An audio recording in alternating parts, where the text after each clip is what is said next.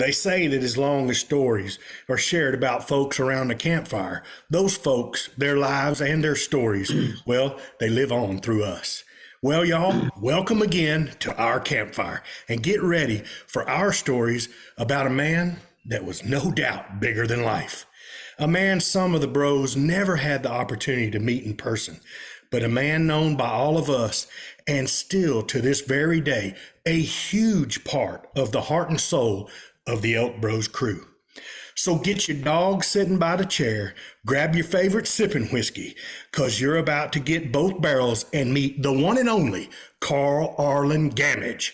So my friends, pull up a chair, adjust your volumes just right, and welcome to Blue Collar Elk Hunting. Welcome to Blue Collar Elk Hunting, brought to you by ElkBros.com, with your host Gilbert Ornelas and elk hunting coach Joe Gillia. You want to hunt elk? They live to hunt elk. Their goal is to share with you what they have learned grinding it out for over 35 seasons, doing what they love. So come on into camp and set a spell. Welcome to Blue Collar Elk Hunters.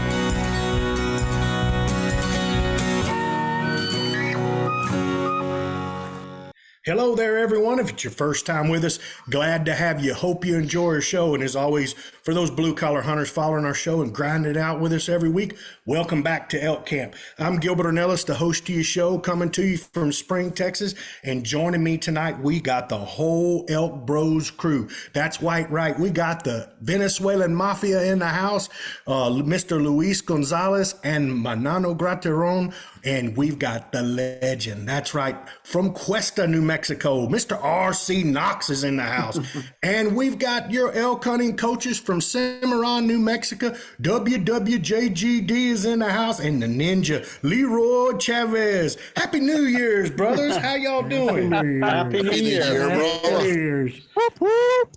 New Year's, man. We're back on the grind now, fellas. Yep. Yes, And we're going to start. Fresh start. We're going to start this year out, man. And I tell you what, guys, man, 2023, bring it. It's going to be epic. Looking forward to it. So many cool things on the agenda, things that just wait. Yeah, it's really cool. My son Logan started us out right on January the 1st. He knocked down a big old South Texas dojo, so we already spilled blood in 2023. All right. Wow. Yeah, man. I mean, you've been up there with the Mafia. You guys have been pig hunting. You guys have been deer hunting. A lot of cool things happen. Some stuff that, and it's, man, we're always learning. We're always finding something out about the animals we chase and about ourselves. I think that's just kind of an intertwined thing, you know? Yeah, no doubt. I mean, some stuff that our listeners can be looking forward to seeing on some things that me and the Mafia has done up in Oklahoma. The Mafia himself, I tell you, I couldn't have a better heartwarming picture. I don't have it in front of me, but a guy sent me a picture the other day. An amazing sunset with a young man who's sitting in a blind with his daddy. Oh, yeah. Who's learning And his mom. about, and his mama and his little sister. Yep. And he's learning about how to be a man. Yes, sir. Manano, Yes, I can't thank you enough for that picture and for what you're doing No, with your kids. 'Cause actually- if you raise your kids in the woods, brother, you won't be looking for them when they get older. Yeah. No, actually, Beto, this time I'll be the one thanking you because you gave me the best piece of advice I'd ever had in my whole life, how to raise kids. And actually you are a model to follow and on that particular topic. The advice. Yeah, let's be specific. use What that kind of term model we're loosely, talking about? Right. But the advice to take my kids with Swimsuit candies edition and comes out next month. You don't want that. That's round, baby. Oh, no, man. I'm serious. The advice, How do I erase that from my head now? man, the advice you gave me to make it about him and the blind, it was amazing. And That's here's one the of the picture. most captivating pictures I've seen. I don't know in if a you can long see time. like I got some reflex, but Oh my gosh. he's seeing that the deer sunset clear. the sunset's amazing, and he's looking over that thing anticipating the deer. I've been there as a child remembering hunting with my grandfather sitting on his lap. And I mean, those are days that just shape and Yeah, mold a man, that man, you was, know? it was an amazing moment. Yeah. I honestly enjoyed it. And I told Anna, I say, Anna, this is Beto's idea. So I brought chocolates. I brought That's the all. little iPad and everything. So he Yeah. was really calm, and also he was really quiet. Yeah. And That's man, so it cool, was man.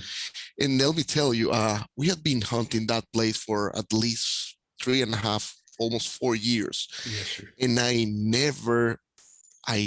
never seen before hogs right in the middle of the entry. Uh-huh. And the following morning, we got like 10 to 15 pigs right in front of us for, I would say, 30 minutes. Wow. Right there. In the open And field. in the open field, That's awesome. man. And he got the opportunity to see all those things, and he was so excited. And Clara as well, but Yeah. Tomas was, he was That's awesome. extremely Yeah, and happy. I know Joe's been after us to get content to him and stuff like that. We got months worth of stuff coming at you, Joe. So you guys keep checking our YouTube channel. We're going to start putting some of that stuff out. It's really cool, especially with the kids. I mean, I had my daughter kill one of her largest bucks she's ever killed, a buck that we've been chasing for the last 3.5 years. His name was Mufasa. It was an epic story, an epic ending to the story. So, Logan's been just a terror with his bow all year long. So, and he just loves to bow hunt, and something else, man, that's never happened before. I'm 53 years old and my wife does not hunt, but my son got a coyote call, or a daggum predator call, Fox Pro predator call. Not that we're sponsored by Fox Pro, and it's a shameless plug for them, but at the end of the day, it's a really cool call. And he took his mama and him and went and sat in a blind and turned that call on. They called in a couple coyotes, and she let him shoot those coyotes while she was in the blind. And that has never happened. And now Kelly is now called, says, I'm a professional coyote hunter. So if Logan Awesome. talks about going hunting coyotes, man, she's got to go. So Those who don't know, Kelly, she's strong with the force. The force is strong with her. That's a Right. fact, dude. Yeah. Yeah, that's a fact. She's super strong, and she You can lift supports me. Beto up and let him drop from thousands of miles away Yeah. She could take me to my just with a highest phone point. call. Kick Just so the chair out right. from under me real That's quick, boys. Actually, Get that's hair the out of only me. time that I have seen Beto going like real serious. Like, Yes, ma'am. okay, yes, ma'am. On the Okay. side of a mountain. Right. No wolves, no horns, no hides. You better listen to what I'm saying. And Tucker's got to use the phone. I don't give a damn about Tucker. I'm talking to you, Ann. You hear me? She's a piece of work, man. But it's been an awesome start to the new year, Joe. Fellas, we want to get this thing kicked off. We love everyone, but tonight's topic is very near and dear to my heart. So if you don't mind, I'm going to put some coal in the engine and let's get this train headed in the right direction and head over to our ElkBros Mailbox. Okay. Chav, you think you can help us out with that, brother? Yeah, I think so. This is from Craig Sauer from Spokane, Washington. He says, love your podcast. I turned 50 this past summer and harvested my first elk this September, thanks to pointers from you guys, Paul Medell, and the Elk Collective. I called in a small bull solo to 12 yards. Wow. He went maybe 40 yards and crashed. First archery kill, including solo breakdown and pack out. Epic day. So I'm interested to know if any of you would recommend the EZV sight as a simplified sight system. 1 pin seems not enough, and 3 pins too many. I'm hunting the thicker stuff in North Idaho, so my range will be like 40 yards and under. Any feedback on this side for elk? Thank you much, Craig. Craig, it so happens that Joe Gillia shoots the EZV, right? That's right. I think So does RC. oh, says RC, and I know I have one somewhere, but it's not on my bow yet, so we'll see. That's a hint, bro. Get it on my bow. Yeah. Luis? So wait a second now, Chav. Before you go harassing me about that EZV, I want to know if there's a commitment to be shooting that bow come September. Yeah, once it warms up outside, I'll get out there and start. All right. Awesome, There we man. go, man. We got it right. Looking forward to seeing you grouping arrows again, brother. Let me tell you guys though, man, I got an email and a whole story that's going to go on our website from Craig. This was just phenomenal, man. Just really cool that he goes out. Bull went down in 40 yards. And when I hear somebody say, you know, I had a bull at 12 yards, solo calling, he's learned something right there. Definitely. And then when he says that bull went down in 40 yards after the hit, you and I both know that's 2 holes, right? Absolutely. Oh, yeah. Put it in the right place on there. So pretty Sound like big your deal. your sight system's working good for you, brother. I'm the guy that don't fix what ain't broke. So you keep calling them into 12 yards, you can use all them pins. Yeah, oh yeah, you can pretty much do that, man. Just put it right on the side of the body. So and he, you know, okay, so I have the EZV. Right. RC is using the EZV now, and in fact, I'm gonna let RC start here in a second before I even talk about it, because I'll talk a little bit more about it. But when somebody says that 1 pin seems like not enough and 3 pins seem too many, Get 2. get 2. Yeah, I'm like, right.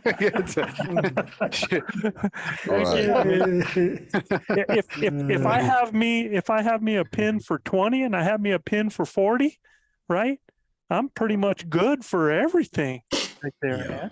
Yeah. You know, Right. and If he ain't shooting past 40 yards, man, I'll probably go 25 and 40, you know. yeah, And that's it. I'm always an even dude. I don't know. It's just, that's like when you guys were describing deer and you were like, oh, that deer's 3.5. I was like, what? Well, it's just because They're born. Yeah, where the season falls in the birth. Mhm.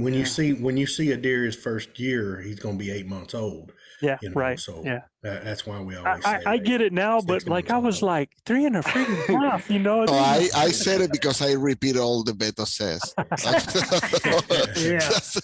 3.5, 4.5, 5.5, and that's it. I don't want to learn.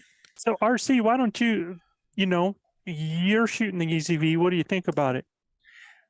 Well, I love the EZV because I was an instinctive shooter for forever, and with my recurve, and when I picked that compound up with the sights, I was starting to fight the little peep, and I couldn't see my sights or the pins that well.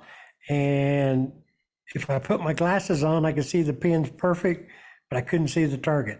Yeah. So I was having trouble with my eyesight, and by putting the EZV on, it really made a lot of difference. I mean, I was like, okay, it's a no-brainer when you learn how to use it, and I really like it. It's just, What kind of time commitment is it, RC, to get to feeling like you're proficient with it out to 40 or 50 yards? well, I think Joe could answer that because both of us. I mean, I'm still shooting mine a lot and trying to get where I feel real comfortable with it. But I think that it's just like anything. You got to practice, Yep. get used to it, and I don't think it's any more time consuming than pins. But if you're going to use pins, I definitely think 2 pins, one for 20 and one for 40 or 60 or whatever. Mhm. That's And the reason for that being, man, it's just like Gilbert always talks about his first time when that animal comes up on you, man, is that when everything gets so hot and close and intense, man, you can lose your crap, man. I mean, it's just, and the simpler, the more simplified, keep it simple, stupid. And that's why some people have where you can dial them and everything like that. And even if I had a dial one, the only time that would come up for me where it'd be beneficial is if I had an animal at a distance that was relaxed and I could then go ahead and pop a range on that with a rangefinder, if that's, because that's what you got to do to be critical with that. And then, you have everything to do that. I mean, and I would love having that one pin. I would actually be a one pin dial guy. If I did do pins, I'd be a one pin dial guy, and I would have that pin set at 30. Yeah, and that's I what would most know, of the guys do. 30. and I would know where that pin has to be on an animal at 20, where it needs to be on that animal at 40, 50, because it's no different than me being instinctive and shooting my bow. When I'm looking at something, I'm relating my left right to where my arrow is in my peripheral and my gap between that, and it's no different than having that pin out there doing that. So you just learn by being behind it and learn what your weapon does in those situations. But that easy V, I'll just so that you guys, if you've never seen one, I'm going to go ahead and show you what the easy V does. This is the easy V.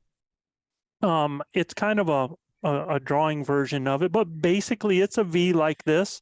And what you're doing is you go ahead and you're setting your easy V according to your bow speed at 20 yards, your bow speed at 20 yards. And mathematically what that does is according to what you have in that V at 20 yards, you should be able to slide that V up until your kill zone is in that V, and it's going to basically automatically range it for you. And I mean, you're just putting it up, and if you know the kill size of that animal, you're going to put it up and you're going to pop. Now, we were messing with some camp robbers, and they were a small object. So people were like, well, what if it's smaller? I'm telling you what, once you understand your weapon and how it's going to shoot at certain distances, it didn't matter. I mean, I'm shooting 20 yards at 10 yards because my bow shoots that flat in the way that it shoots. So you just learn by getting behind your bow. But the easy V allows you, I don't use a peep. You can use a peep. I don't use one. You would use a peep to make sure that your anchor is the same every time. I use a kisser button and a Bomar because I don't want anything in front of my eye. Just as long as my anchor is the same every time that it goes back, I should be able to put my bow up and squeeze off and it's there. And you had to get the big Bomar nose button, huh? Yeah, actually, Extra large Bomar. Extra large Bomar. Actually, bro, I need the small one because my nose gets way out there, right? Yeah. And I know some people are jealous about that. I understand. That there's certain things that relate, and me and Manano understand that, we're No, Manano never understands. but so Yes, Joe, I how do. long Yes, I did it do. take you to feel comfortable after you switched over to the Easy V? you know what, it took me a while, but it took me a while for a different reason. It took me a while because I've you're instinctive. never used a release before, and I was really, really struggling trying to find an anchor point, something on that I came back that I was consistent at. Once I discovered that and I got everything locked in, it was a whole different ball game. Now, I will tell you this, even before I got comfortable with that release, I set that Easy V, and I don't know if you guys remember this, I was at Hit or Miss Archery in Albuquerque, the best archery shop in New Mexico. I'm at Hit or Miss, and I go on their indoor range, and they've got 3D targets, unknown, all in different places. I get it set. I'm feeling good at 20, and I just go over and I shoot 5 arrows at 5 different animals at different distances from 50 yards to 20 yards. And every single one of them were a kill. Pop, pop, pop, pop, pop. And that right there was huge for me. I know. I picked your bow up and shot it at 30, 40 yards and never, thought twice about it. I shot a little bit high every time, but it's just, But I mean, Your anchor left and was right was dead. I mean, dead bullseye, Yeah. So it was, it's something definitely you'd have to get used to. What I think it really helps a lot of people with is with target panic. You don't get it, you're not centering one piece on something. And when that piece ain't there, you're letting your arrow go anyway, because you get that target panic, and I think it really helps a lot with the target panic problem. One thing I found about it, though, that I had to do, Gilbert, was if I was paying attention to the V, and I'm like, okay, I got to look and put everything in that. If I paid attention to the V, I didn't shoot as good as if I was looking at my point and put it up and let my mind see the V and take care of it and squeeze off, right? Sure. So I do the same thing with pins. The pin is a reference for me. It's not necessarily like exactly. I know my bow and I shoot it enough, and I back shooting it quite a bit more. But again, the pin is kind of a reference for me. It's just in the general vicinity. Good, it feels right. I'm letting it go. For me, I've been a pin shooter my whole life. It's what I've trained up with. I shoot all the way out to 100 yards with pins.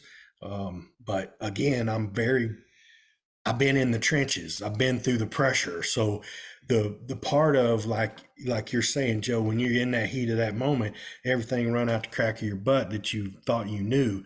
I've been in that pressure cooker, and it doesn't get on me like that anymore. Right. When a bull's coming in, I'm already I've already killed him. Where he's coming in, I've already killed him. I know how far he is. I know which pin I'm going to rock with.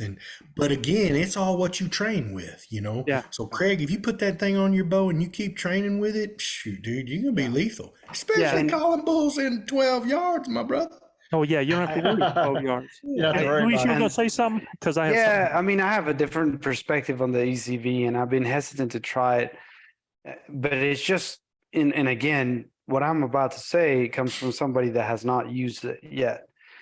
And the reason why I haven't used it yet, and it really hasn't caught my full 100% convincement, is that in my mind, if I have a small animal at a close range, that vital at some point is going to be the same side as a big animal or farther out range.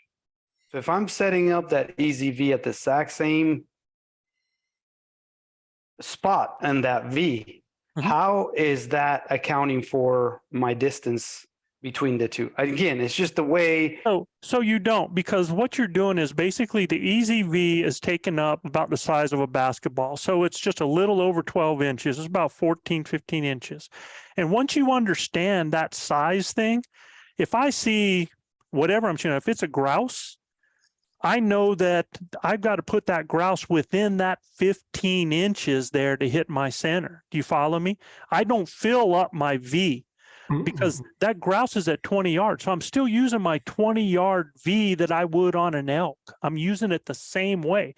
Now on an elk, I'm going to slide that vital no matter what. But if I'm dealing with another animal, I have to understand what that V is targeting in on and how much smaller that critter is on it.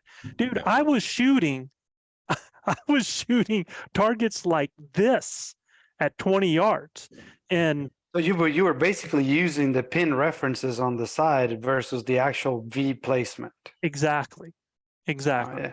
So Yeah, and again, see, I find more, but this is just me. Unless I try, right? But in my mind, I find more simplicity on knowing my pins, and actually, in my mind too. If you aim small, you miss small, and then so you're aiming for a spigot, like a point or something on that animal, as opposed to the vitals. And again, this is coming from somebody that has not used it and doesn't understand it. Right. And that's what I was trying to say a second ago. If I pay attention to the V, I have problems. What I have to do is I have to look at my spot. I aim very small. I'm looking at my spot. And I'm letting my mind, just because, and you got to practice, dude. I mean, you got to get behind it. You got to shoot.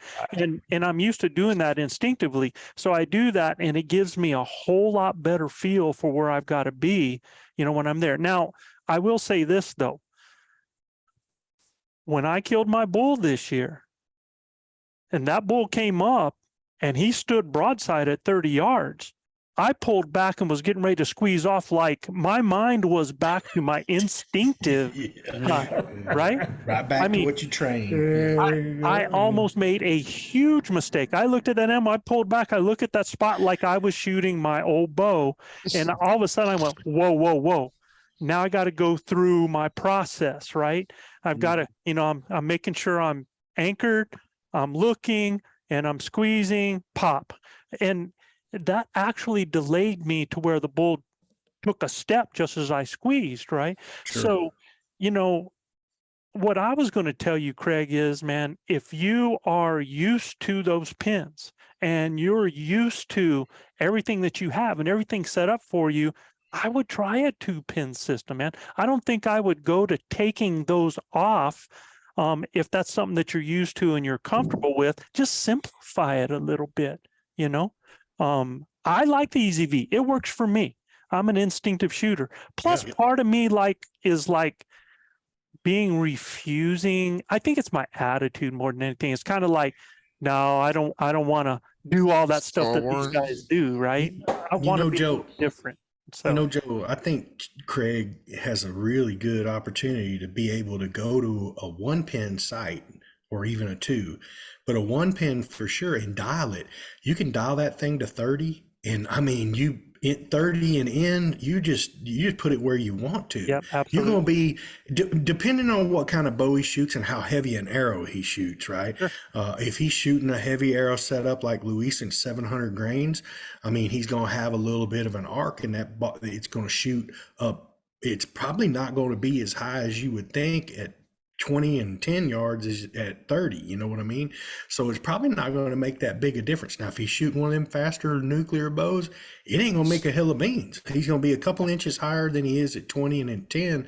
He just aims a little low. He aims at the knuckle or that level and lets it rip. And then once he gets out to 40, he just dials it up to 40 and goes about his business. Well, if you have it at that 30, I wouldn't even worry about dialing 40. Now, if I had a critter out to 60 or something like that, yeah. You can just shoot him at the top of his back, top of the I will withers. tell you one advantage that I have over the pins is I don't have to worry about my pins getting bumped. That EZV is, I mean, ain't nothing going to change it, man. No. And look, I went through that this year twice, man. Yeah, Chav. Once whitetail hunting and I did not, and this is my own fault. You guys take a look. I'll shoot a 6-pin spot hog sight that's got a lockdown. What do you call those? Allen head screw. It's got a lockdown one, and then it has a dial on top where you can, if you back that lockdown screw off a little bit, then you can dial your sight up and down for when you're, doing 3Ds or whatever. You can adjust your windage and stuff like that and know, all right, now from 60, I could go 80, 90, 100 if you dial that thing up or down, right? Sure. So, but that's only if you don't have the lockdown. Well, mine had backed off and I didn't know it. And every time I'd pass a piece of brush or something, we'd twist that knob, right? I mean, to where I was shooting a foot high at 50 yards. I mean, it was crazy. So I backed it back down, and then me and Logan went hog hunting, and Logan, I shot a hog and we went traipsing through the woods trying to find him and everything. And through some really thick brush, I go back to the camp, and I knew I'd drug my bow around through the brush. I said, but I ain't making that mistake again. I shot 6.5, 7 inches high. Yeah. I'm like, what is the deal, man? So I got on the phone. I got on the phone to my dadgum archery shop, and I said, man, I called and said, I need to talk to Richard. So I talked to Richard. He goes, oh man. He goes, I know what it is. He said, that dial's dialing when you're going through the brush. You don't have your lockdown nut tight. I'm like, lockdown nut? What are you talking about? He goes, he told me where it was, and we were FaceTiming, and he said, you tighten that one down. I tightened it down. Shoo, dude. We were ready to rock and roll. And he told me to scar where mine is all the time, so I can tell if it's moved up and down. Are you saying he said you had a screw loose? Is that what he said? Yes. Hey, Yeah, absolutely. Yeah, I want to just reiterate a point that RC made, because I know I was going to ask you about that. Yeah, for a long, long time, I had perfect eye vision. I could see a miles. Mhm, I could see anything close. But about 10 years ago, I mhm. started to get reading glasses. And that point you made about the pins, that's going to happen to all you guys. I was going to say the same thing. Yeah, The it's happened to EZV is me. going to be Yeah. nice. Yeah. So it's happened. so It's think, happened to me for sure. I There got goes Chav astigmatism. with his wisdom again. Oh yeah. Yeah, think baby. about Like it. that day I got gonna burned my come. tongue, and he said, "Yep," and it's gonna happen again. It's gonna come. It's coming. Well, that's the thing, though, is that the one thing about it is that EZV is bulletproof, man. Once you've got everything on there, it's pretty dang bulletproof. Guys, you know what time it is. It's time for the no. ElkBros shout out. shout If you're new to our show, this is just shout out to our followers with a few cities with the most listeners topping our charts this week. Yeah, absolutely, man. And guys, I want you to pay attention to the names of these places. They get the award for the most unusual names we have ever had in a group on our podcast, man. So this week's number one top listening city is a small city located in the North Georgia mountains, part of the Appalachian Trail, which I've been on, about an hour's drive north of Atlanta. If you're into history, there is a historic mint that created gold coins in 1838, or the Araria Indian mounds that date back to, get this, 1000 AD in Dahlonega, Georgia. Dahlonega, Georgia. All right. Dahlonega, Georgia. Dahlonega, Georgia. Awesome. This small town of about 7,000 in Comal County is about 30 miles north of San Antonio. Come on by and enjoy the city's nature park, a 200-acre nature preserve with hiking trails, a fishing pond, and a variety of native plants and animals in Valverde, Texas. He pronounced it right too, man. Oh, I was going to say Valverde is one of the places where one of the largest whitetails has ever been taken in the Camp Valverde buck that was taken there. So in Comal County. I mean, it is the epic epicenter of the hill country, man. Really? Oh man, a beautiful, beautiful place. So if you guys are ever in Texas and want to come see a really beautiful place between there and Garner State Park, man, Bulverde, Texas is a beautiful spot. I would have said Bulverde, but There you go. Valverde. Well, that's Verde. yeah, that's Yeah. what it is. Valverde. But big O. that's what it is. But Texas. Next up, Joe, home to one of the few beautiful historic covered bridges left in the state. Our next top listening city is about an hour's drive south of the Twin Cities and home to an annual square dance event that brings together square dancers from all over the region in Zumbrota, Minnesota, Zumbrota. Soda. Rhoda. So just south of St. Paul. we've had Zumbrota. are they Zumbrota? I mean, I'm trying to figure out, man, there's some people. Let's see, how different can we make this name sound, man? Settled in the 1800s and located just a short drive from the shores of Lake Michigan and 12 minutes from downtown Grand Rapids, is the home of the Jenison High School Fighting Blue Jays. If you're hungry after a game, dig into the famous fried chicken and even famouser chili dogs at Bird Dogs Restaurant, Jenison, Michigan. Jenison, Michigan. Jenison, Oh, Michigan. it sounds delicious. Chili dogs. Really Bird dogs. Well, I like the even famouser. There- Even there's- famouser. Famouser. Oh, yeah. Famouser. Famouser. That's some more Texas lingo, right? Definitely. You want to? You hungry? You don't do. All righty, y'all. Pull up a chair, put on your favorite cowboy hat if you got one, and hold the hands up to the fire, man, and really get ready. Time to meet Carl Gammage. Yes, sir. Man, in fact, what I'm going to do is, we just talked to you, heard us in the intro when we were talking about the cowboy hat and the dog there. I'm gonna go get mine on just for effect. Hold on a second, fellas. This here is It's perfect. yeah. We've had a lot of people in the last 3 years that has heard us talk about Carl, and it seems like after the first time somebody asked, it was probably about the fifth time that somebody asked, said that I hear y'all talk about Carl all the time. Can y'all tell us about Carl and how he's involved? Because you've heard a little bit, quite a bit in the stories. If you know us, believe it or not, you know Carl. And this was Carl Gammage, the dog bandit right there. Don't let the face scare you, you know, because that was Carl right there. And but at the same time, this is something that is also Carl. And I'll tell you, that young lady in that picture right Daughter. Your daughter. there is my daughter in her 16th birthday.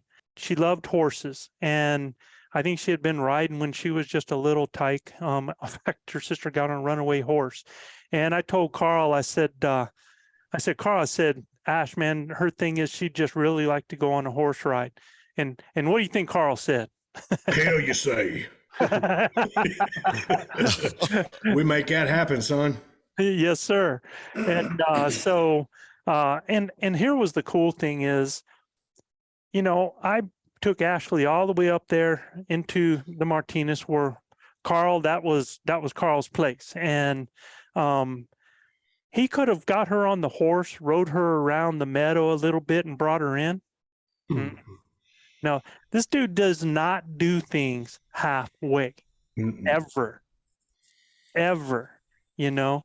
When I took her up there, they got on the horses and took off. 3 hours later, 3 hours later, man, they had gone not on trails, man. They went all the way up through Windy Gap. They came all the way across the knob. They came all the way down the church. They went over into the patch. I mean, he just toured that place over there with my daughter and gave her the memory of a lifetime, something that I've never forgot. And you know, I'm gonna throw some of these out because it might get some juices going just a little bit. You might even be able, and for y'all that are listening, if you go on our YouTube, we're doing this right off early. So if you want to see some of those photos, you can see it on the YouTube channel. But here's another picture that that I have there. And I don't know who this young dude is over here next to and my hair's not white in that picture, and there's Knox back there, and there's Carl over on the side. And if you want to see a Carl smile, put him in camouflage on a hunt. Absolutely, shooting his recurve. Yep. Yeah. I remember that hunt. It's really the last hunt that he went on, Joe, and an unbelievable hunt with some unbelievable people. I mean, there's Bill Watson, whom I love and adore. Ricky Thompson, we call him Ricky T. I mean, you know, I think Bill Watson calls him Gandalf. I mean, it's you know, we love Ricky T. He's guided my kids when they were young, little tykes, and those are two Christian men that are good men. And we got to hunt with R.C. Knox that year, and Carl Gammage and yourself, and it was a big time, man.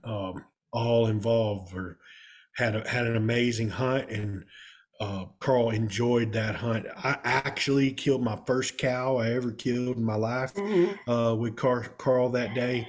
And we had a bull coming in, and he couldn't believe I passed the bull to kill the cow, but she got in the way. So, and I told him, I said, there was no way I was going to ruin that thing without, you know, let him ruin it when that cow walked out at 30 yards, and he couldn't believe it, man. It was a joyous occasion, and that picture just simplifies the whole hunt. I mean, we had a blast. And here's one thing I want y'all to look at too, man. I mean, look at Joe Gillia there. I'm probably about 225 at the time. Oh, Joe. But I want you to look at so-called Big O beside me there, man. I'm trying to figure if it's the angle he's turning. It was 240. It was 245, 250 there, Joe. Yeah, absolutely. So I was like, dude, can be there, man. You look good there, man. I want to see that dude again next year. Me too. You still look at the bow. What's that? Yeah, look, same bow I shoot today. Same bow. Yep. Same bow I shoot today, brothers. Yeah. Yeah, Killed a absolutely. lot of critters with that bow. Hmm, It ain't over yet. I have seen several. Hmm. So, who wants to start out to let people know? Give a little picture of Carl. Let's talk about who the man was. RC Knox, can you Well, can you RC is start, the can one. you start us out One of and tell us the first time you met Carl? the, Yeah, well, that would be. Carl had that shop up there at Angel Fire, and it was a tire shop and welding shop and everything. And of course, me and him were like brothers, and I'd always go up there and try to see him as much as I could when we weren't hunting. And undoubtedly, you'd drive up, walk up to the door, and first thing out of his mouth is, "What the hell do you want?" Yeah, that's a, I just want to talk to you, Carl, and it was like, "What the hell do you want?" And then after that was over, and then the icing was broke, it was, I've got a ton of stories that we could tell, but yeah, he's quite a guy. I mean, he was, you go through life and you meet like these guys here, my brothers here, that the same as Carl. You run into people that are that you're not afraid to share what your intimate secrets, and just you just got a love for them, and that's the way Carl was. And it was pretty devastating to lose him, and it was like losing my right arm, but he's in a better place now. For sure. For sure. And it affected you tremendously, huh, RC? I mean, you had to step away from hunting altogether, and it's like losing a brother, Well, Yeah, I stepped away for 3 years. yeah. But let me tell you what, dude, I got to spend some time. Me and Chav got to spend some time out in the woods with RC and Carl. We, in fact, there's a place. Oh, you're going to tell that story? I wrote down here. I was going to tell it, but go ahead. Well, I don't know how. I got to be careful how I tell it. But Oh yeah, you have to. I was thinking the same Please thing. be careful how we tell it. We tell this story. Well, to begin with, Carl didn't wear underwear. The only time he wore underwear is hunting. I'm camp. trying to figure out how you knew this, bro. Well, I had the same damn room with him. I mean, Guy gets out of bed. You're like, yeah, what the Breaking bread hell, right Carl? there, man. exactly. And it's like, and he said, I hate Ain't these unseen damn that. underwear. I have to wear them when damn hunting camp. These guys, I don't know what they're going to think, He was always, Okay, Carl, he was always whatever, looking out for his client, wasn't he? Yeah, exactly. Yeah. And so Carl, knowing those facts, we're on a hunt together up in this area, and the four of us, and we're supposed to be going to different areas, right? RC's going to go check this area out, and Carl's going to check this area out, and Chav's going, I'm going one way, and Carl, while he's out there, had I can tell that story better than you can. I want 'Cause to we're walking together. That's my Me and guy. him. Me and Carl. let me finish the end on it, okay? You tell that part. I'll tell this story. Me and Carl are walking together, and we've been walking a long ways, and we had met up, and we're headed back to camp, and he's like, I hate these damn underwear.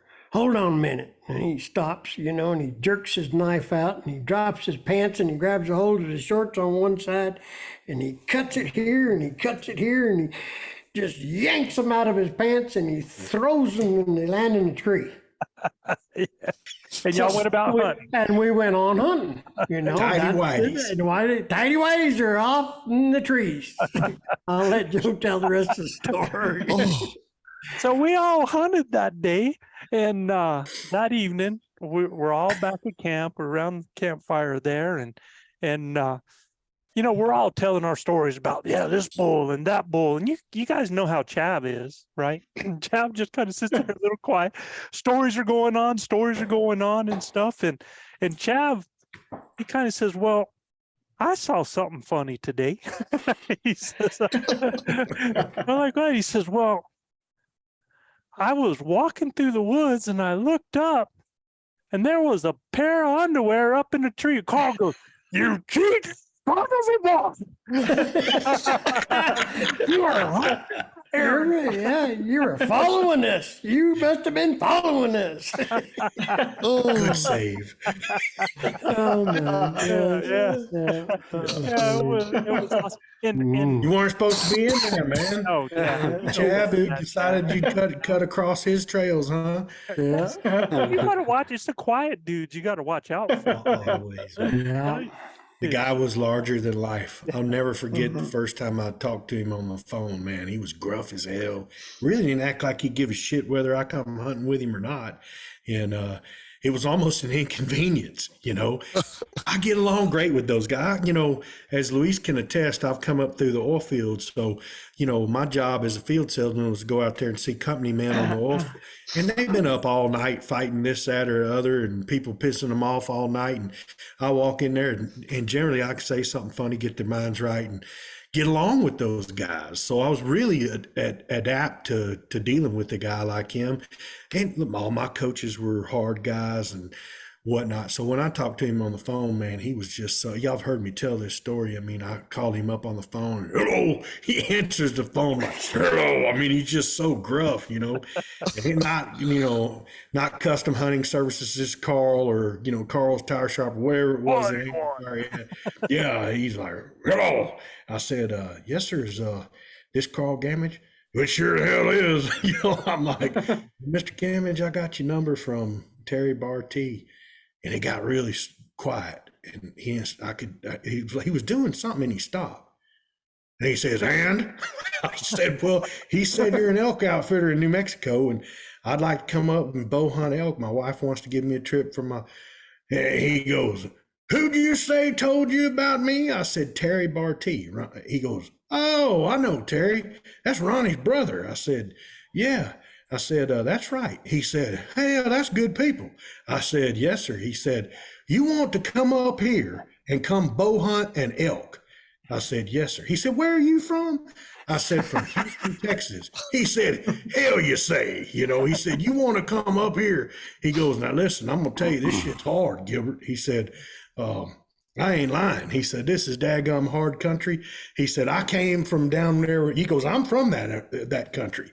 You know, Carl grew up down here, and his daddy had died when he was young. He drowned, and Carl was raised up by his mama in various rounds. He went through the military, and then when he got out of the military, his wife worked in some laundromats and this, that, and the other. And Carl was a ranch manager in the Thompson Bottom, which is a really cool spot here outside of town, through just between Needville and Sugarland, in the Thompson Bottom, on a very famed ranch called the George Ranch. And he was the ranch manager for them.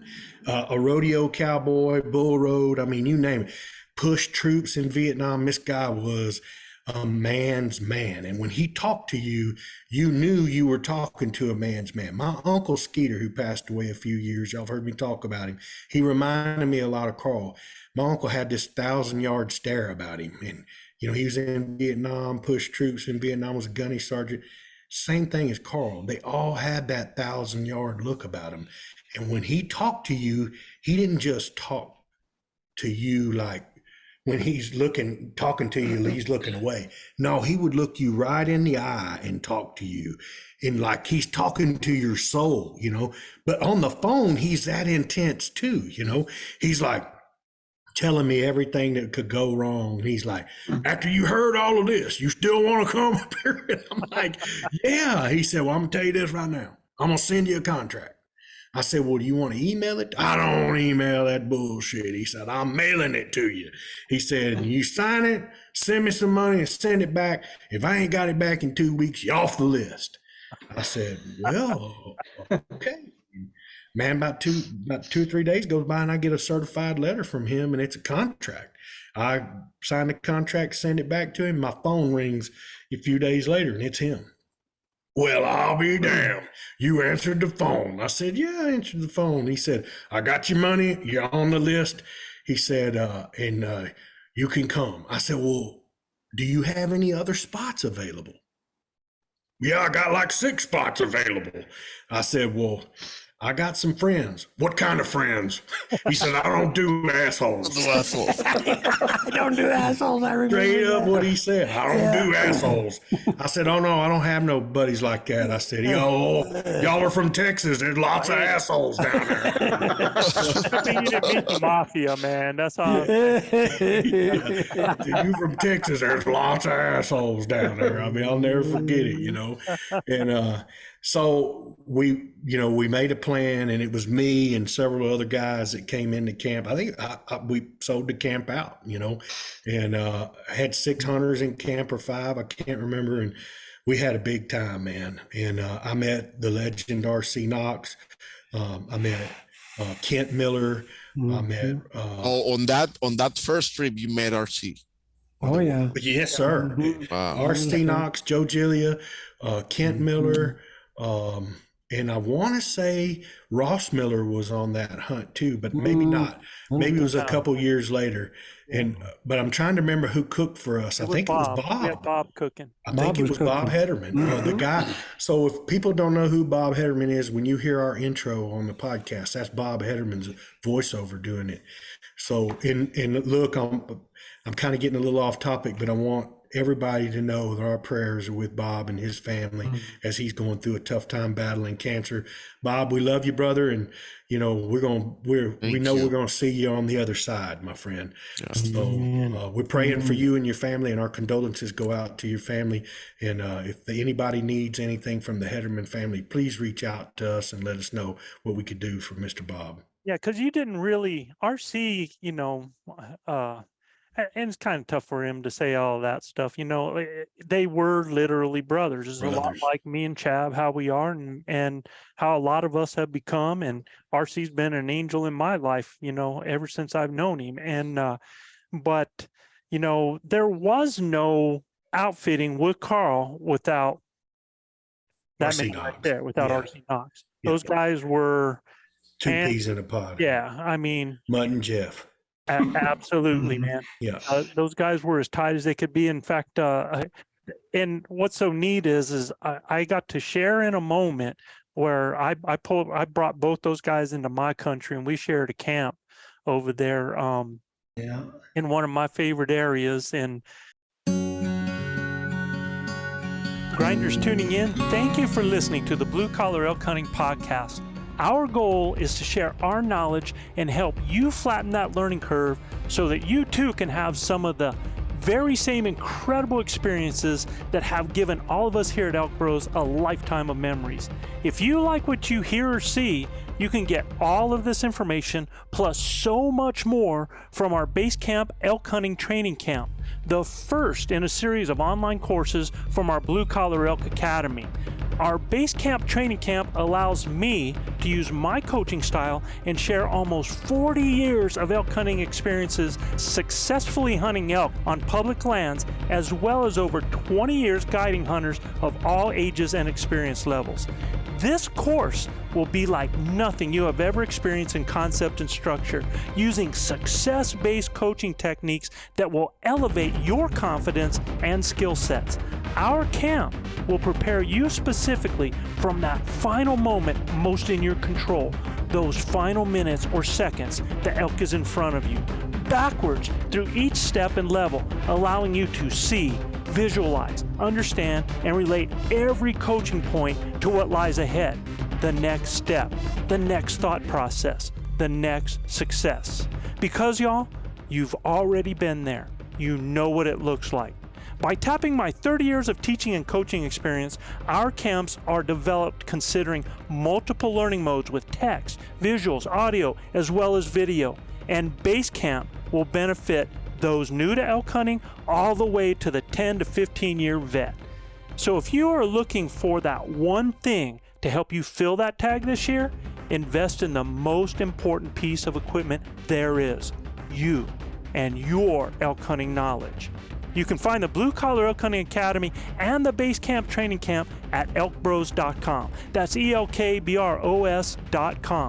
Keep dreaming of the screaming, believing in achieving, and most of all, keep grinding. And had the hunt of a lifetime, laughed, enjoyed ourselves. And at the end of the camp, I used to have this thing that I did all the time where when I had a camp, before I left it, I would shoot an arrow up into the top of a pine tree at a spot there to mark where we've had some memories and for that hunt.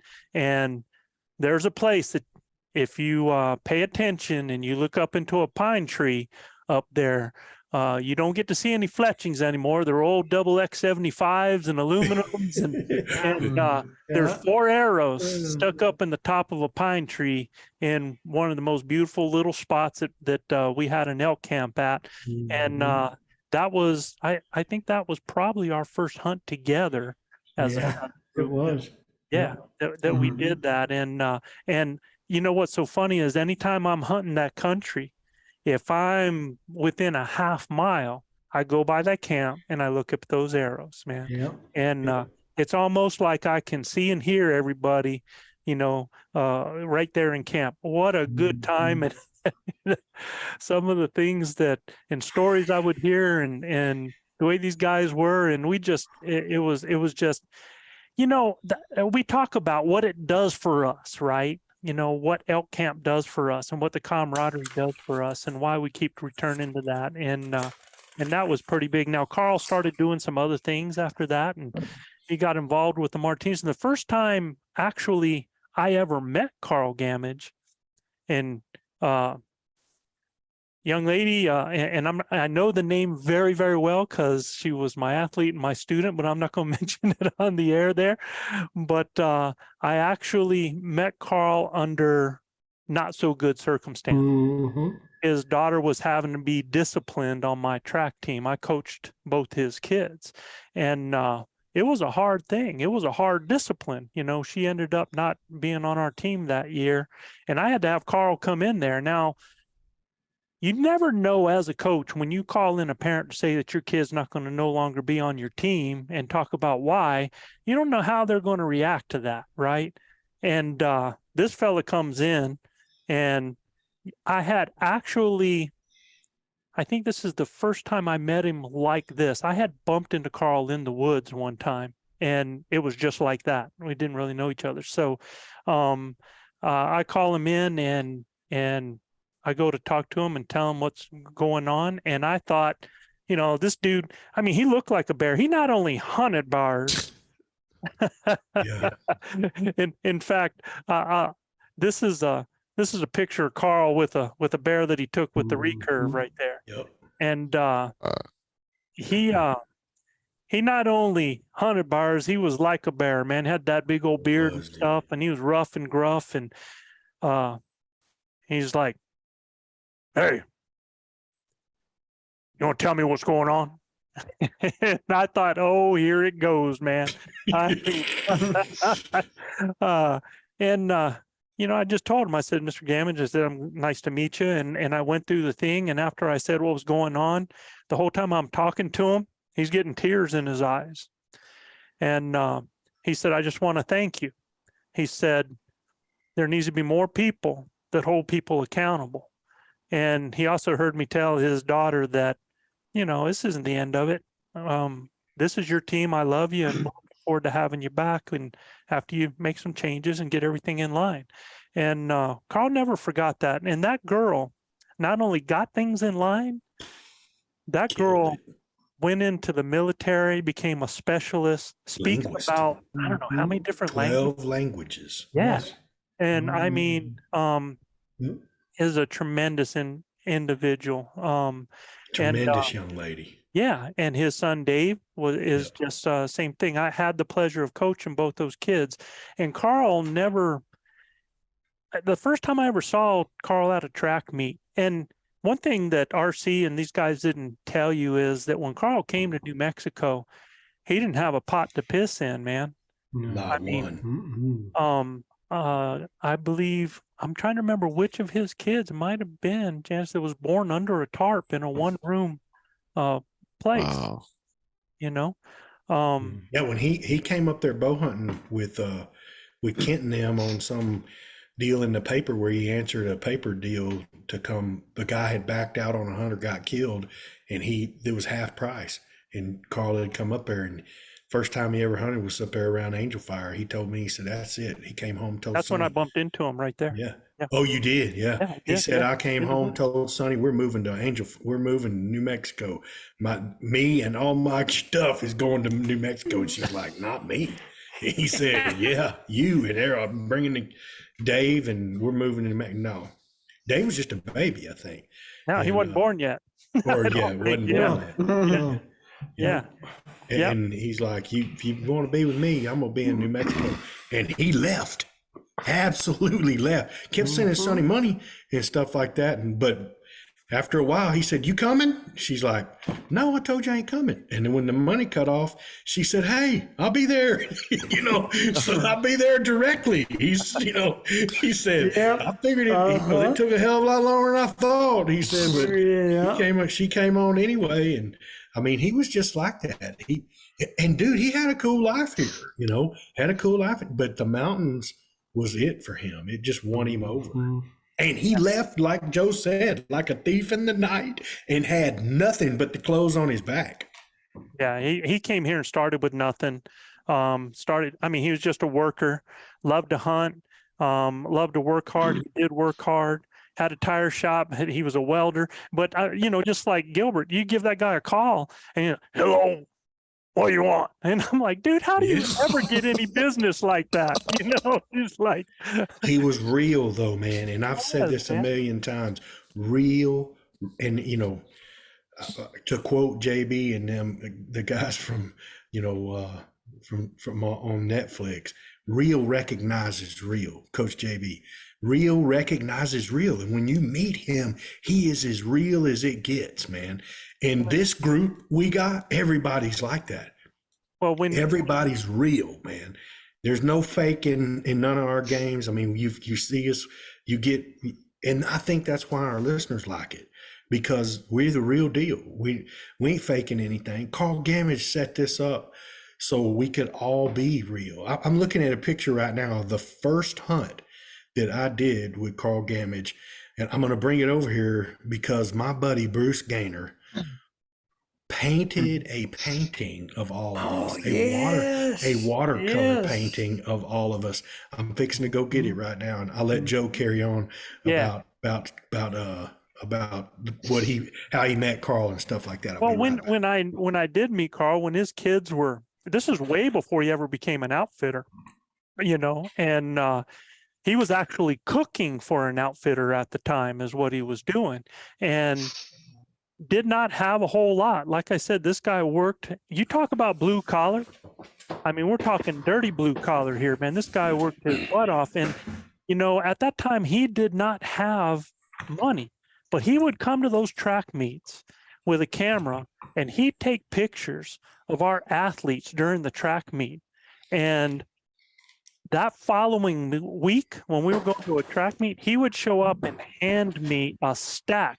I don't know if you remember how you'd get them from Walmart or something like that. You get those little plastic envelopes that have all the pictures inside of them and stuff. Well, he wasn't even like that. He'd get these little albums, and he would, for every kid on our team that had photos, and man, he made sure everybody had photo, he'd stick them in that little plastic album and bring it to me to give to those kids out of his pocket. He would go, and this is somebody that people, you hear him talk and you'd hear the stories and you see how he looked, and you get that gruff look on his face like that, like he just ate a sour apple or something. And that dude had a heart the size of Texas, man. It was unbelievable. So this is the type of man that I knew. And when I first we had the track team, and well, Gil, you remember the first time you came out, right? I do, man. And here's the painting of all of us. My buddy Bruce is a real talented fella, not only in the oil field, but I mean, this is the painting of it right here. So there's Joe and me on the end down there, and Bruce and Carl and RC. Everybody's, I mean, this is a one of a kind. You couldn't give me $1 million for this photo. Or this watercolor painting. I mean, it's one of my prized possessions, and it is where it all started, boys. I mean, this hunt right here is where it all started for me in my elk hunting career. Meeting Carl Gammage was the first hunt that I ever went on with him. So let me ask Manano and Luis, when's the first time you ever met Carl Gammage? At elk camp. And so the very first time I went to elk camp, you know, that's when Gilbert invited me, you know, and it was With me the and Mad Tucker. Canadian. Yeah, me and Tucker. And we, you know, we just had around the campfire every night. Mr. Gammage would come to, you know, into the conversation. Yeah. So Tucker got the opportunity to meet Carl. Yeah. And so I have talks about him to this day.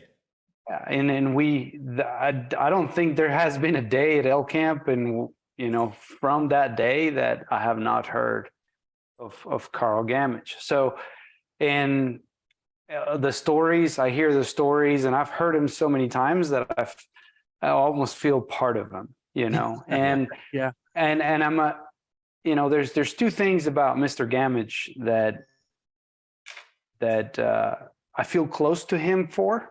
One of them is, you know, obviously he was the link that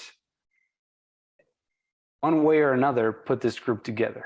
Yes, absolutely. You know, because through him, he met Joe, you know, through him, he met Gilbert, you know, Joe, Chav, Gilbert, RC. He knew RC as well. Gilbert was the link through me, and then Manano. So, I mean, at the end of the day, it all goes back to Mr. Gammage. And for that, I will always be thankful for him, you know, and because I feel the same way as Gilbert does. I mean, this group it means a lot to me. It's I treasure this group of gentlemen that I share elk camp with. Yeah, and every day.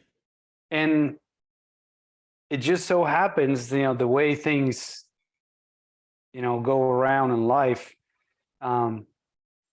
Gammage was actually willing to move into a nuclear bow towards the end of his life. And so, Gilbert actually gifted him a helium bow just like his. And I believe he started shooting it, and he wanted the whole thing, right? I mean, or Gilbert, and you can tell me that you can tell the story of how he got the bow, and then I can pick it up from there. Oh, dude, that guy gave me so much gruff about my bow, dude. I mean, come doing this nuclear bow, you know? Well, it all started because Big O and everybody were having a competition, shooting from the main cabin across the canyon. I mean, across the creek and across the canyon into a corral. It's like 113, 118 yards, something like that. And we were shooting at a little block target, okay? And I'll never forget it. I hit right above it into the dadgum post.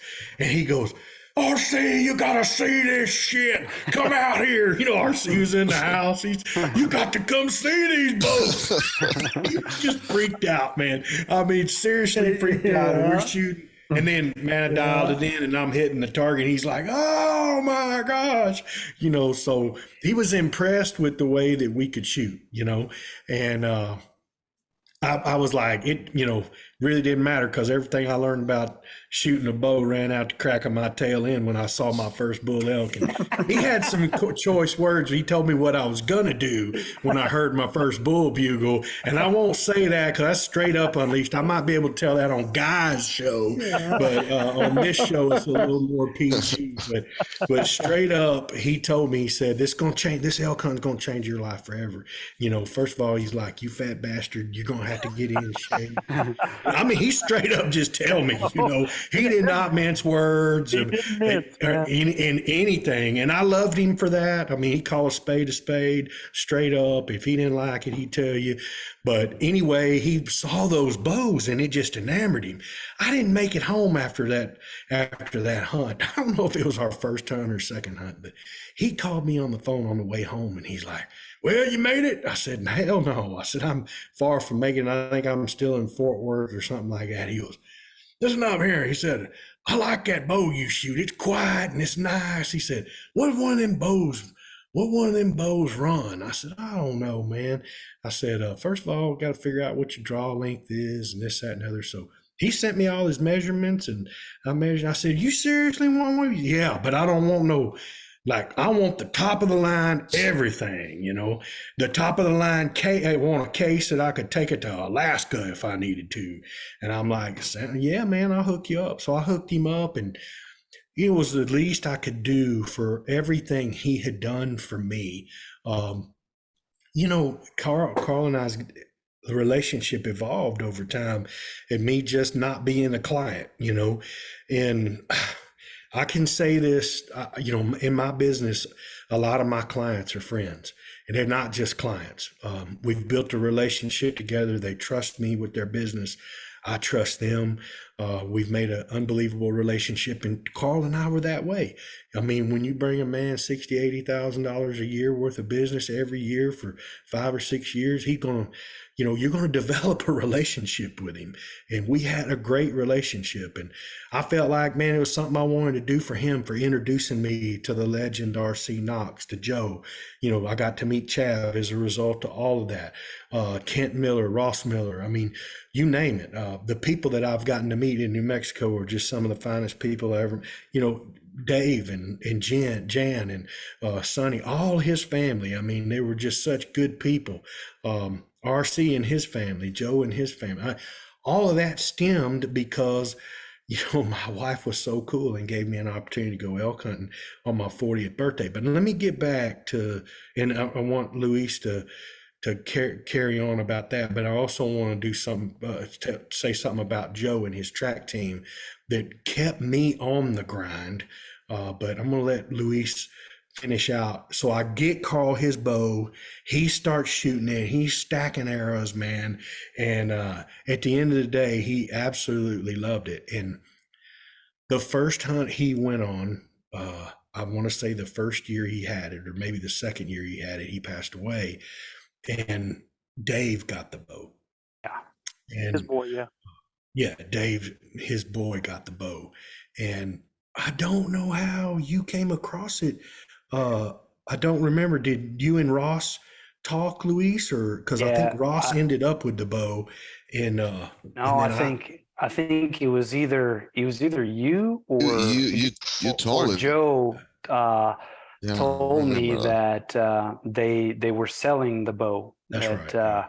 And so I reached out to Dave, and so I asked him how much he wanted for the bow, and so we had a deal. And he mailed me the bow, I believe, and or I got it, or he gave it to one of you guys, and then I picked it up. I can't remember how I actually got it, but at the end of the day, is that every time I hunt with that bow, I call it the nuke, right? And because of a nuclear bow, and I got it in April of 2020. I started hunting with it once I had it dialed in with like my right measurements and all that stuff. That was probably, I started hunting with it in November of 2020. And since I've harvested 20 animals with it. I've had 5 white-tailed deer. I had three of them bucks. The biggest white-tailed buck I've ever killed was with that bow. And then I also killed 4 javelinas and 11 hogs with it. So, Carl's been hunting the whole time. That's awesome. Yeah. He comes on our elk hunt every year when Luis is there because he brings that bow to camp every year. Yeah. And so I hold that bow dear to my heart. I told Beto he's got dibs on it if anything happens to me. But yeah, that's kind of the way I feel about Mr. Gammage. One is thankful, and two is even though I never met him, I hold him in high esteem, and He gets to close to carry a me. piece of him hunting with him all the time. You know. Hey, Gil, oh, before you jump into yours, man, I want to, Chav, what was your first impression, man? Well, you know, to me, he was, you know, like Gilbert said before, bigger than life. You know, to me, he was like a character from a movie. You know, Yeah. I was kind of enthralled anytime you're around him. And, you know, I just enjoy his company. And I think if I'm correct, I think he could recite every line from Jeremiah Johnson. Yes, he could. Yep. And that was probably the century he should have been born in. You know, Exactly. A mountain man. he was born. Yeah, he was born a century too late. Yeah. And real generous guy. I know Joe alluded to it earlier, but not. I don't think in today's podcast. Yeah, I don't think he mentioned this in today's podcast, but you know, he donated the proceeds of a guided hunt every year to our track team, and you know, that amounted to quite a bit of money, and that helped build that program, and he was happy to do that every year. So, you know, he was real generous person, and just an amazing person overall. You know, like I said, he got us all together one way or another. So But if I could, one thing, if I could, you know, everybody, when we talk, one thing I can hear Carl on my shoulder, you know, oh yeah, you know, and Carl was perfectly imperfect, I guess. 100%. Yeah. You know, and he he was always him, never played like he was anybody else other than that. And you knew where you stood. And that's one thing that I liked about it, you know, with that. And, you know, he loved giving me a hard time. We had this almost like it's weird. It was almost like a brother, but yet father type relationship, you know, and he treated everybody like that though, Joe. Oh yeah. He treated me the same way. Yeah, absolutely, man. And man, I tell you, he'd give me a hard time about my four-wheeler. He'd give me but one thing is I always knew this, and this is how we gauge and how I've always gauged the people that I'm with. You know, Chav has always been somebody that I know I can depend on. Now, that booger ain't going to be able to pull me out of the mountains, but I guarantee you this dude would run 20 mountains to find somebody that could, you know? Yeah. So he's somebody I've always been able to count on. And I always knew that if I got in any kind of need, in any kind of trouble, Carl Gammage was going to be there. And I tell you what, he would be there loaded for bear, you know? Man. And like I said 1,000 times, you're gonna go fight hell with a water pistol. You want him with you. Absolutely, man. Absolutely. And so with all of this, and he was, I mean, the first time that I met Gilbert was because Carl had come to me because of special situations. He said, you know, I can't give money to the track program, but he said, you come out here and guide for me, I'll pay you this much, and you do with it whatever you want. He knew exactly what was going to happen. So, you know, I would go over there. RC would go guide for free. We'd have Hederman go cook for free out there, you know, and then you boys would come in, and the rest was history. And that was the kind of the basis of all of that and how that started. But and he never let that cat out of the bag till one night he and I got about halfway through a bottle of Weller together. Weller. Weller, that was his Weller and Wild Turkey. I want you to know we got into a big bottle of that Weller and we're solving all the problems of the world. And he told me, he said, you know, I want you to know that what you're doing here every year doesn't just support me.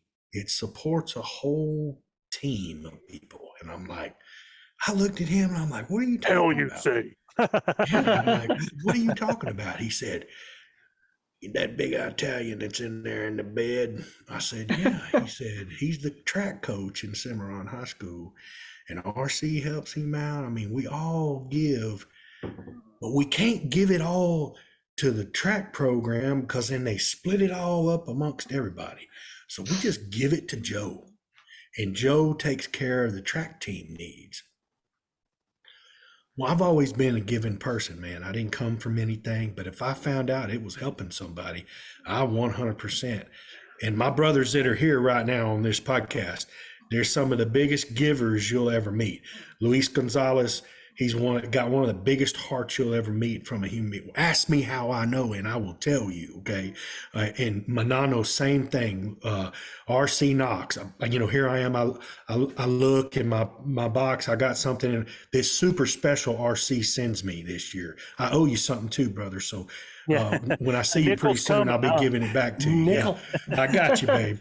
And I mean, all of these guys are givers, right? And if you're a coach, you're a giver. Right? You're a giver of the most precious thing you got in your life, which is your time.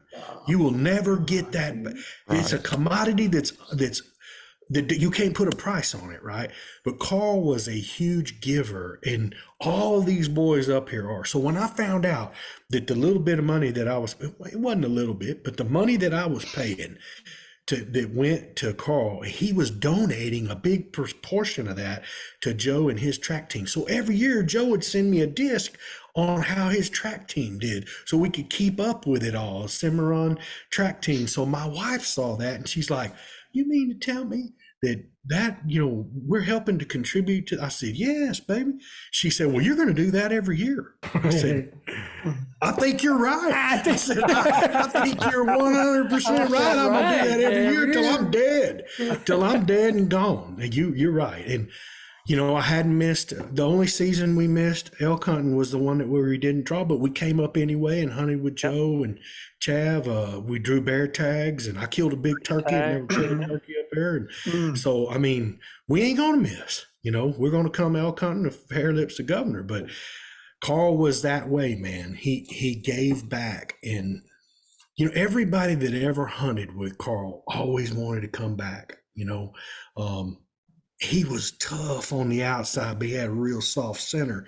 You just had, man, it was a lot to get through that outside to get to that gooey center. But man, I tell you, the ones that could probably do it best was Jan, right? She could get to that gooey center pretty quick because my daughter's that way too, man. She can just kind of bat her eyes at me and it's all over with. Logan too, to an extent, because I love him. He was a heck of a cook too, wasn't he? I mean, dude was a righteous cook, and don't come up there cooking for him if you can't, because he was a hell of a critic.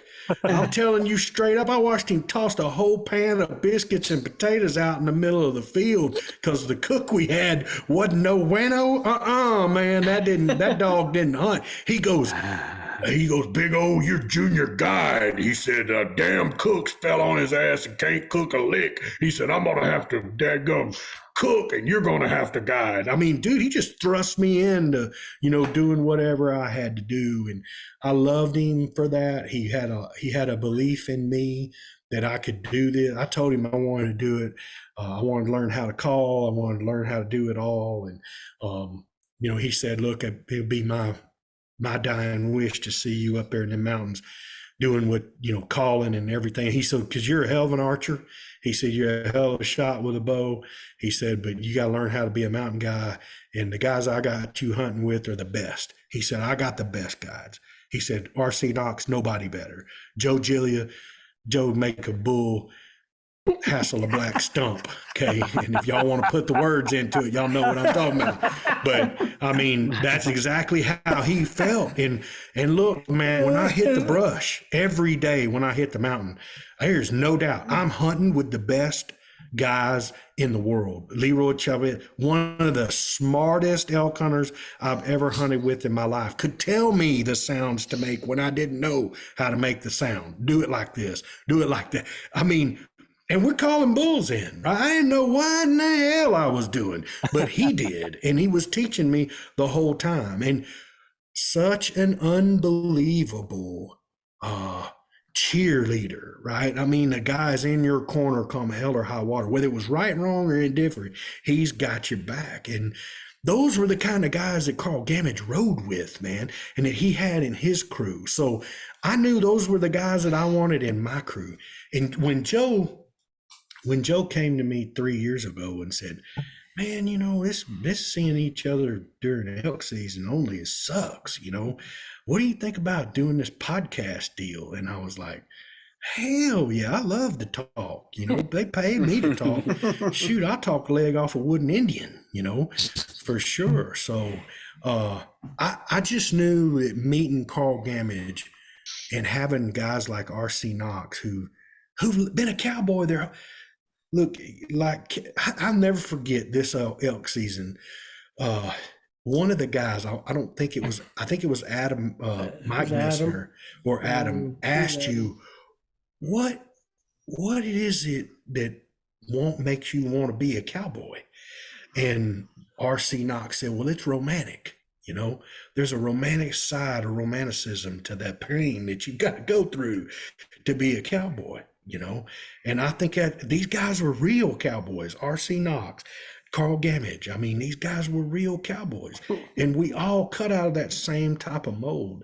I grew up on a farm and a ranch my whole life, and I mean, we come from that. Yeah. Do I live in the steel and concrete now? Sure, but my heart ain't there. My heart's in the hills and the mountains of New Mexico and South Texas brushland, New Mexico Red River. I mean, that's what we love to do, But all of us are together because Carl Gammage gave me and these guys an opportunity to be in his crew, right? I mean, when you were under Carl Gammage's crew, guys, let me ask you a question. When you showed up to camp, what was on your beds waiting for you? Check. How many of you guys worked for an outfitter where you had to chase him down to get your money? Yes, sir. I mean, look, I worked for some guys out in West Texas, and when you got it for them, man, you better get your money up front, because by the time they hit the gate, there wasn't no getting your money back, right? Carl Gammage was not like that. When you spend 5 days on a ranch with Carl Gammage, you're getting paid when you get there. And look, if you knock it out, you knock it out. So, we've got one other guy here that has never met Carl in person, but I can remember a camp this year, and I was playing stuff, and if you look at our ElkBros photo this year, I gave a lot of the guys one of those photos, and if you look at that, my wife was looking at it, and she's used to new people coming into the mix because we're always developing new coaches. We got Guy in here, we got Cole, we got Eric, and that's our ElkBros. I'm going to go ahead and pin that up here. This was our ElkBros camp. This is our camp for 2022. This is our hunt together that we do. And guys, we have to hunt. I mean, this is what we're passionate. And if you look down in the corner there, that ElkBros team buckle, that's R.C. Knox that makes those buckles down there. And he's just incredible with that stuff. Only team members have them. My wife is looking at that photo, and she's looking over. She goes, "Well, who's that guy on the end?"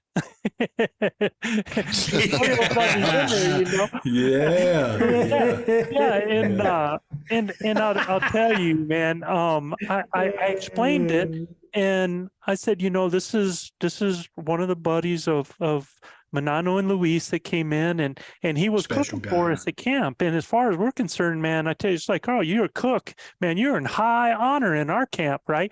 And what was so cool is our camp had that flavor, man. I mean, he's an incredible singer, musician, and he's singing music the whole time, Latin, Venezuelan, and he's singing that, and just such a cool vibe with that. And he got to be part of something that we have done. And when Gilbert talks about this whole thing started because we were like, we're going to still hunt so we can honor Carl Gammage as a group.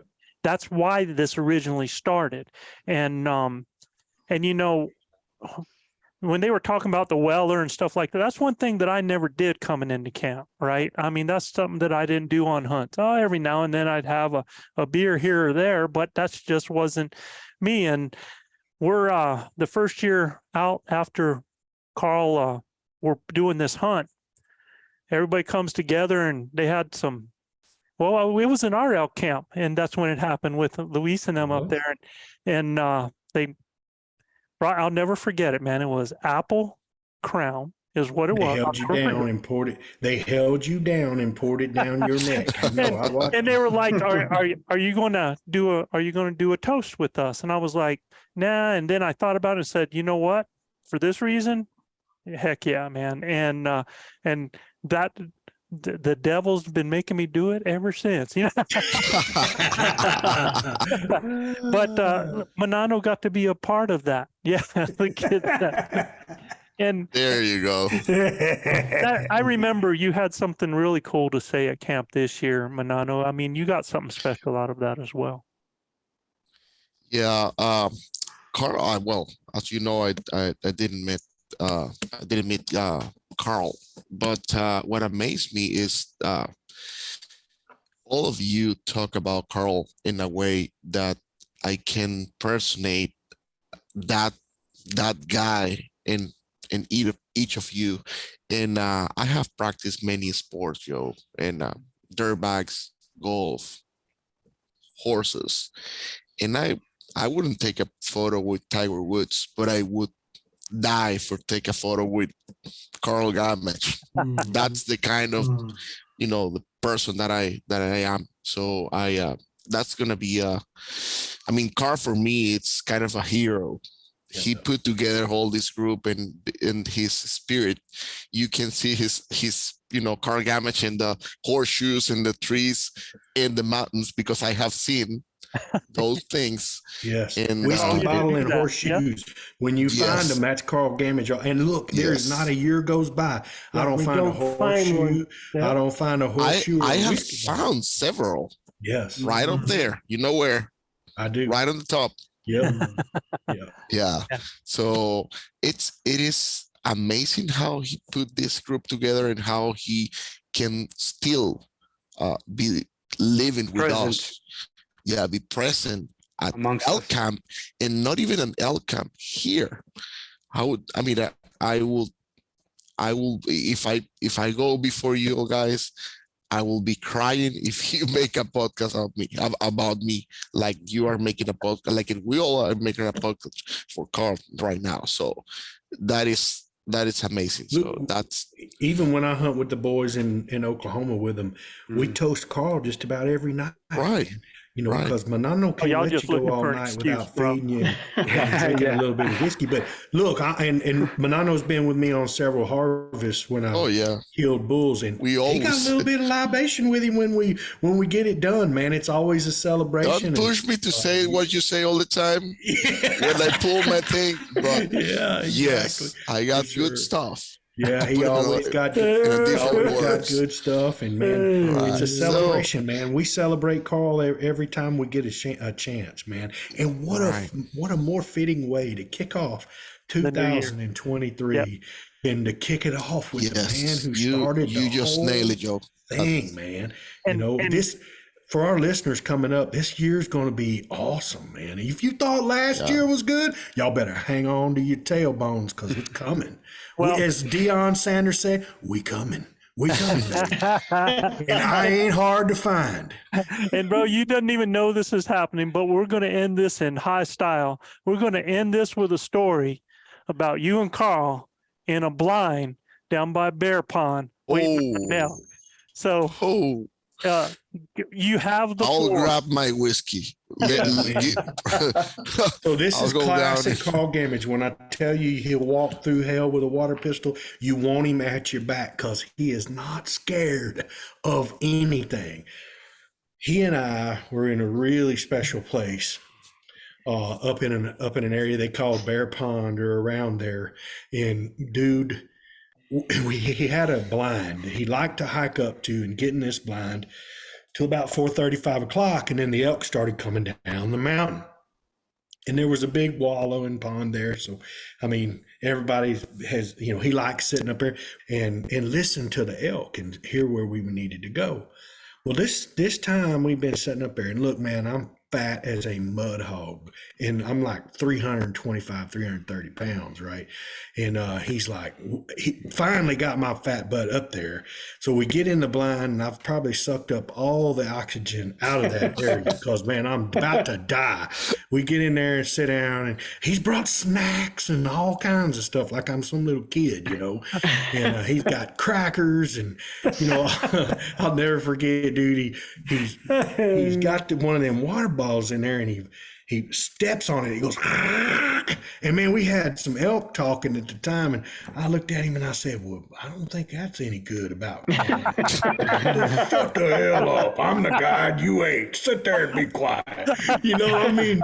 So, I mean, he just, look, dude, he would talk to you like that too, man. Yeah. So I was like, all right, no problem. I just sat there, you know, I was giving him just as good as he gave back. And I look up, and coming down the trail is a giant black object. And I'm like, oh, I know what that is. I'm like, I know what that is, man. It's moving, you know, and ambling, you know, along. Big ass bear. Yeah, and I'm like, and he ain't seen him yet. And I'm like, and you know, we had gotten there, and when we got there, the blind was all mashed in, kind of tore up, and he set it back up, and I said, man, what do you reckon did all that? He's just grumbling and setting it all back up. He didn't say anything. Well, he knew exactly what did it, right? Knew what the hell did that exactly, but he didn't say jack crap about it. So we're sitting there, I'm looking at this animal ambling down this trail, and I look at the trail, and the trail goes right up to the blind. And I'm like, oh man, he's kind of headed this way. He's got to go around the pond, right? Man, he don't even look at the pond. He just comes right around the pond. And I'm like, he gets around the pond. He's probably about 60 yards from me. And I'm like, I bang him. I bang on his leg. He looks at me like I'm, dumb. No, bothering him, yeah. Yeah, like I'm bothering him. He looks at me and goes, what? And I said, I just point like that, and he looks out there. He goes, oh, he goes, bear. That's all he said. Bear. And I'm like, yeah, that's a bear. So I get my bow ready and everything, and I'm kind of moving around, and he's digging in his backpack, and he looks at me, and he's like, you wanted to know what tore this blind up? And I said, yeah. He goes, well, there he is. Oh my God, And I'm like, I cannot believe this. I'm like, well, I'm gonna shoot this bear. I don't have a bear tag though, right? I'm thinking, well, hell with that. I don't care. I just don't damn care if that bear's going to come in here. He's going to get his ass shot, So, man, I get right there, and the bear walks. Stop a second, look in that blind. So, dude, you are basically scared of this bear, right? Dude, yeah, I don't want no part of him, man. You've got an animal there that can flat eat you, right? And he's big, dude. A big old sucker. He wasn't no little 200-pound bear. This is a big grown bear, right? And he walks up there, and he'll stop about every 3 feet. You can hear him grunting and growling, You can see the whiskers on his face. That's how defined. I'll never forget it. That bear walks straight up there, man, to the front of that blind and looking around like that. And Carl's looking at me, and he's looking at the bear. Man, when that bear got within 6 feet, I drew. And he goes, no, don't do that.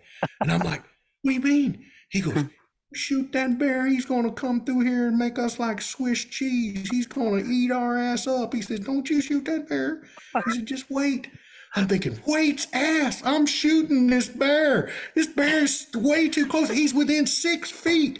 Oh, no, he got closer. The bear shoved his head all the way up against the corner of that blind. And it's got a window where it comes down in that corner. He shoved his nose in that blind. He goes,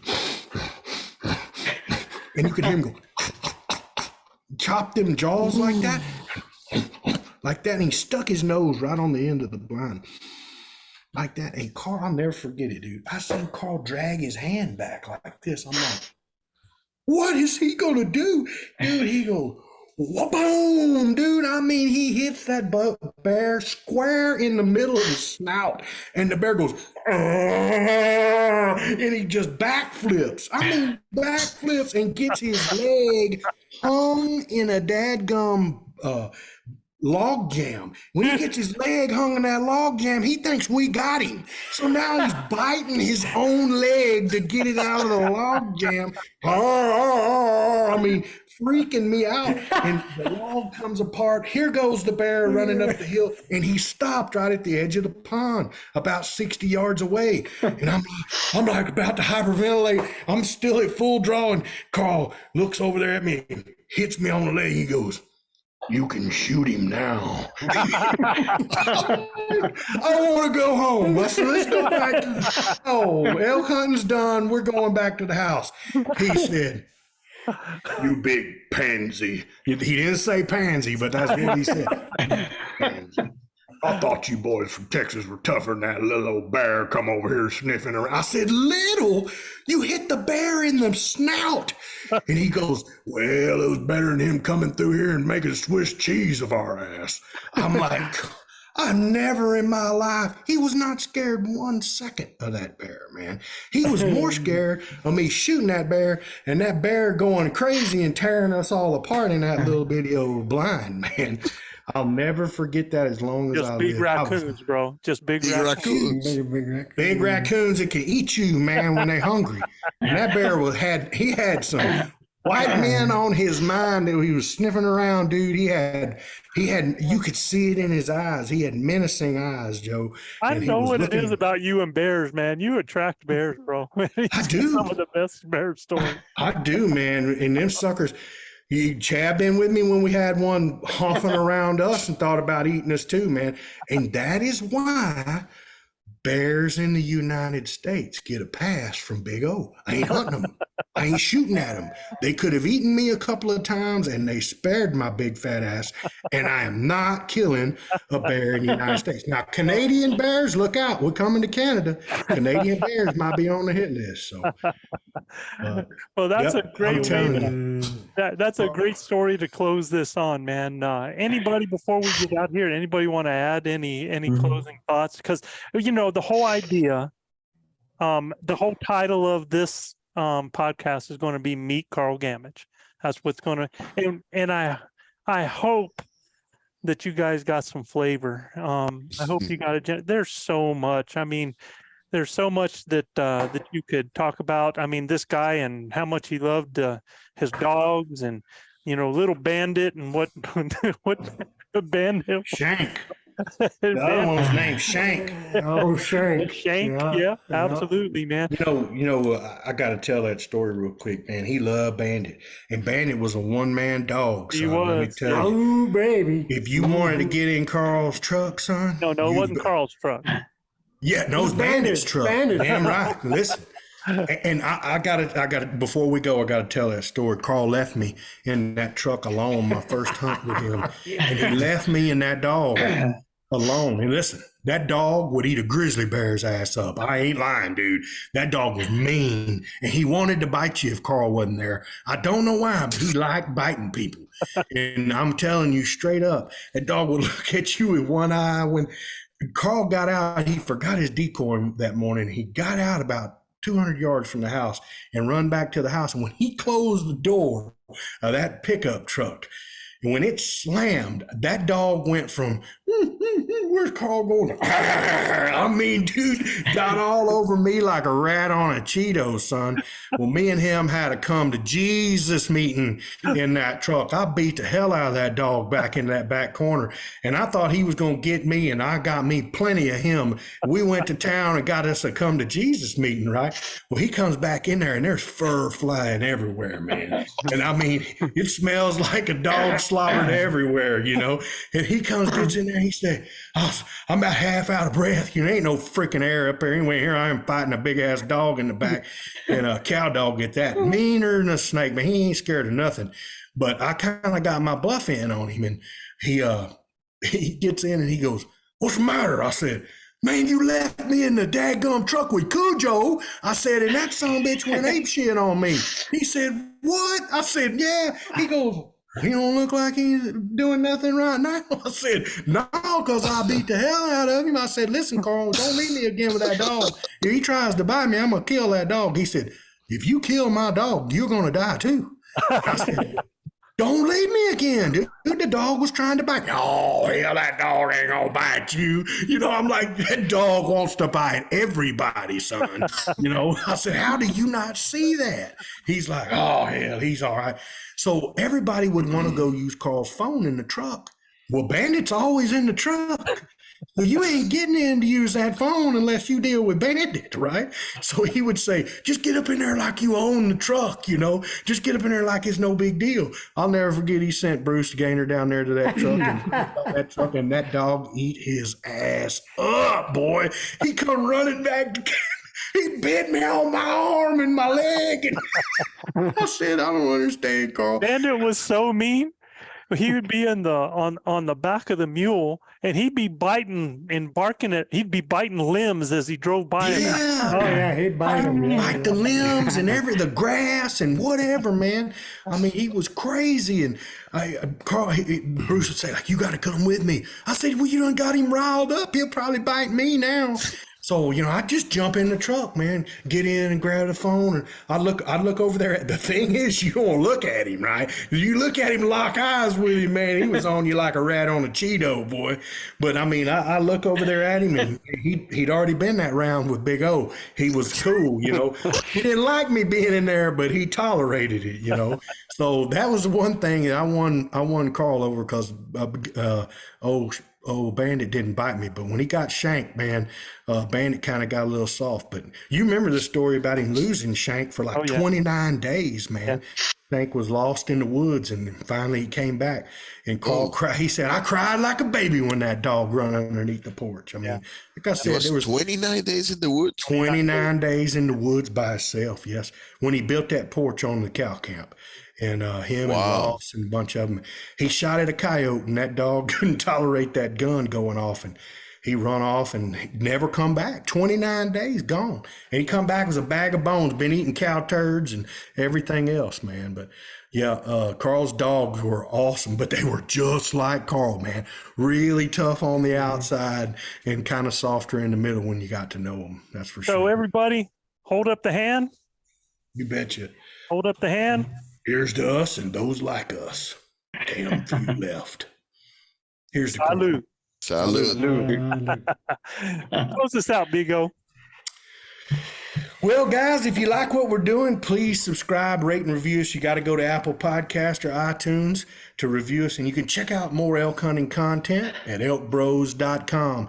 And just a reminder, all our listeners out there, if you'd like your questions answered on our show, just send your questions to info@ElkBros.com. That's INFO at ElkBros.com. And like we say down here in the Lone Star State, husbands, kiss your wives. Wives, kiss your husbands. Hug your babies. Keep your broad head sharp and your powder dry. And we'll see you next week right here on Blue Collar Elk Hunting. Yes, sir. And for all our grinders out here, even in 2023, here is some more music from our brother Tony Wintrip to close out the show. Peace, everybody. Happy New Year. Happy New Year. Wait Happy for New Year. 2023. Gonna be epic. The man on top of the world didn't fall there.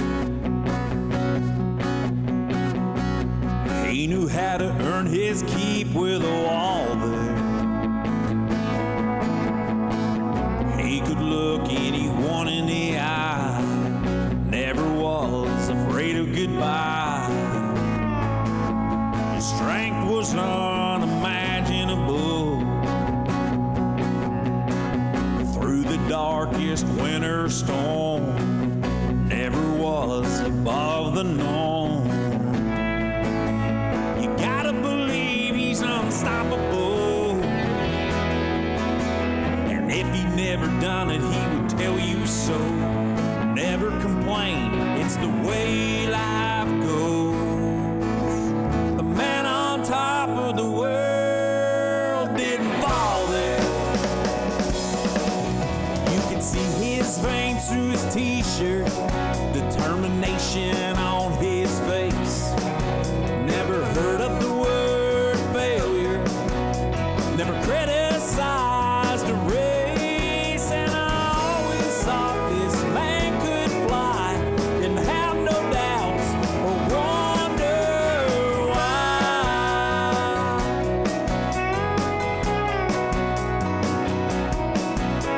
And I know he will never crash and burn. He set the tone, that's how